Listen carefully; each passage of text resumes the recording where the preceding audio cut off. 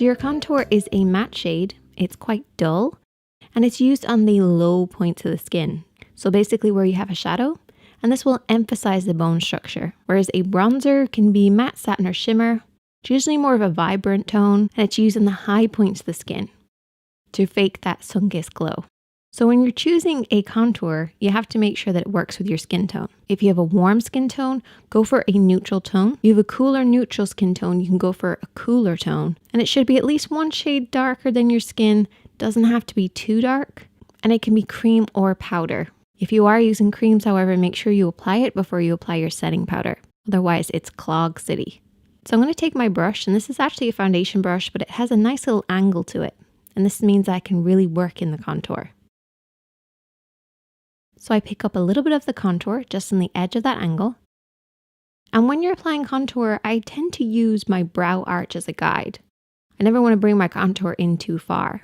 Some people like to use the edge of their eye as well, so you want to make sure you're adjusting this depending on your face shape. So I feel for the hollow of my cheekbone, and you can do a few funny faces, move your face around in order to find that shape. Or if you don't have it, you can always add it in where you want to. And I basically run the brush along the edge of the face, working upwards towards the ear and making sure not to pass the edge of my arch, my brow. This will just prevent you from bringing your contour in too far.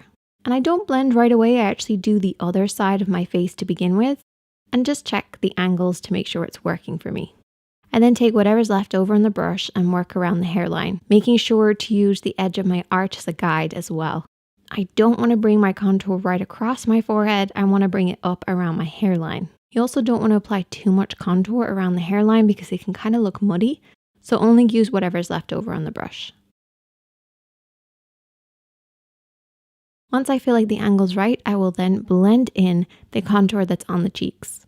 And I like to work in an upwards motion because we never want our contour to come down too far. If it comes down too far, it can kind of create a bearded effect. But using the edge of your arch or the edge of your eye as a guide will definitely help to make sure your contour is in the right position. But you may need to adjust it depending on your own face structure. But less is actually more when it comes to contour. So don't overdo it, use your natural bone structure, and just emphasize it however you prefer. I know it used to be a massive thing here on YouTube, but I feel like more people are sticking to what works for them. If you do have any more questions about contouring, you can definitely let me know, or even just send me a picture of your face on Instagram and I can try and help figure out where your lines would be. Don't feel like you have to change